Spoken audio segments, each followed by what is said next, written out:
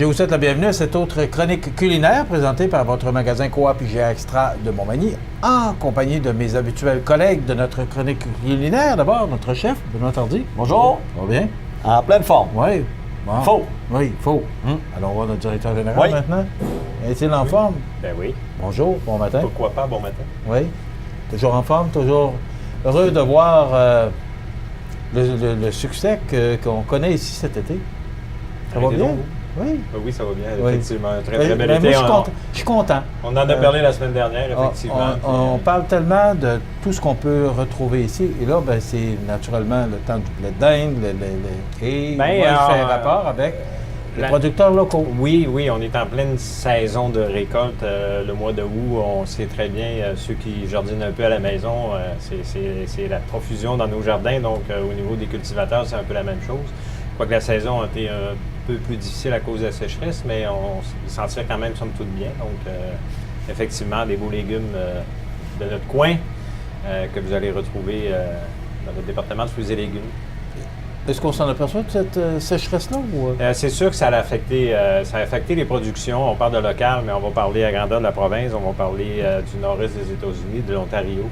Donc, il y a beaucoup de légumes qui vont peut-être être un peu moins gros. Ils vont être aussi savoureux, mais le fait d'un peu de manque d'eau de certains légumes qui demandent un peu plus d'eau, donc on va avoir limité un peu la croissance. Ça n'enlève pas la qualité du produit, mais on le voit sur la grosseur de certains produits.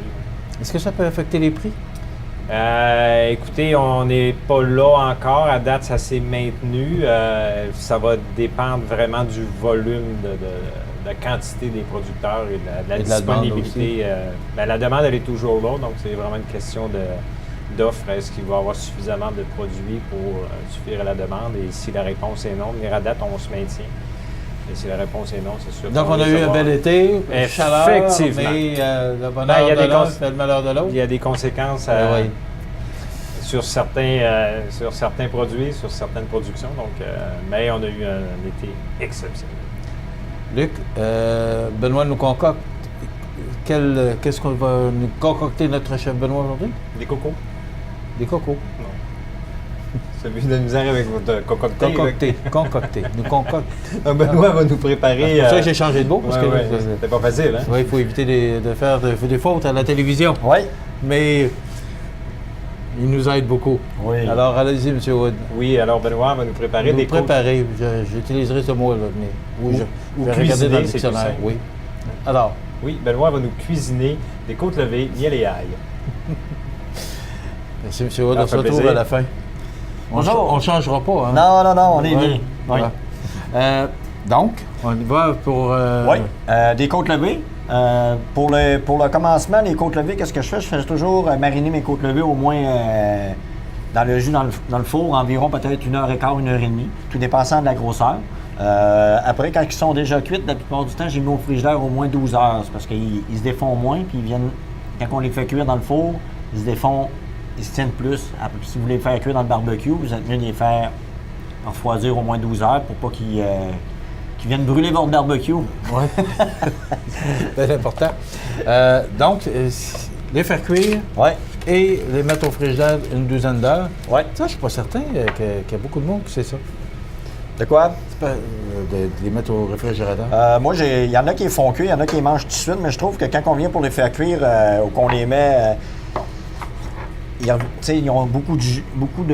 ils ont tout humilé, comme la marinade.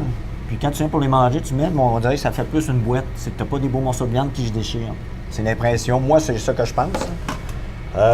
Donc, les faire cuire et les mettre une douzaine d'heures au réfrigérateur. C'est ce que notre chef nous propose. On va mettre la cassonade, Oui. un 8 onces de cassonade. On va mettre un 8 onces de sauce soya. Ensuite, on va prendre de l'ail. Une cuillère à thé.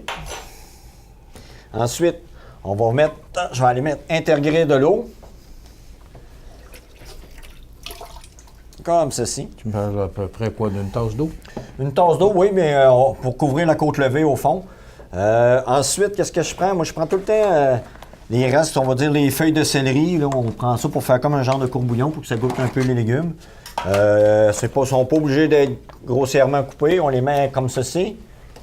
Ensuite, qu'est-ce que je prends? Je prends tout le temps les queues d'échalote pour donner un peu de goût aussi. Comme ça. Ensuite, on prend un petit bouquet de persil. Ah non, on n'aura pas de besoin, ça, dans le fond. Puis si vous voulez le garder, vous pouvez le garder. Si vous voulez faire comme des spare ribs, dans le fond, on les demande à la boucherie, ils peuvent vous les couper en spare ribs. Vous faites la même chose, vous gardez le bouillon. Il s'agit juste de garder un petit peu de fécule de maïs pour l'épaissir, puis ça va vous faire des spare ribs. C'est ça la sauce à spare ribs qu'ils font. OK? On va venir mettre les côtes levées. Eh bien, les tremper. On va les tremper. Toujours le dos à l'intérieur, comme ça, pour le jus sorte un peu. C'est important ce que tu as mentionné, Benoît, c'est que on peut le faire préparer par les bouchers ici. Oui, surtout les spare ribs. Les côtes levées, ils sont déjà en bas. Si vous voulez vraiment plus petites ou vous voulez pour faire vraiment comme des petites entrées ou vous faites un buffet chinois, vous pouvez les avoir toutes déjà coupées à la boucherie, vous la demandez. Un coup que ça c'est fait, on va le mettre dans le four. Ça va être environ 1 heure, 1 heure et demie. Tranquillement. Donc, notre chronique va être un peu plus longue aujourd'hui. Oui. Non. Les bénéfices sont déjà cuits, sont déjà dans le four. Ça veut dire, moi, j'ai intégré ça. Ensuite, on recouvre avec un papier d'aluminium qui va aller au four 1 heure et demie. Ça veut dire, quand vous prenez une fourchette, voir s'ils sont vraiment cuits, ils vont se détacher. Dans le fond, qu'est-ce que vous faites? Vous pouvez garder votre bouillon, comme je vous ai dit, pour faire la sauce à spare ribs. Là, je vais faire avec une sauce miel et ail qu'on a dans le département d'épicerie. On aurait pu prendre n'importe quelle sauce que vous aimez.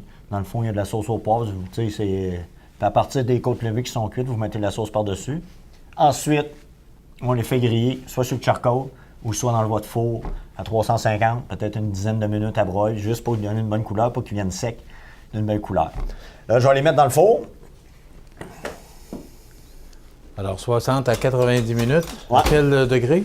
Moi, je le mets à 400 pour vraiment qu'ils viennent griller.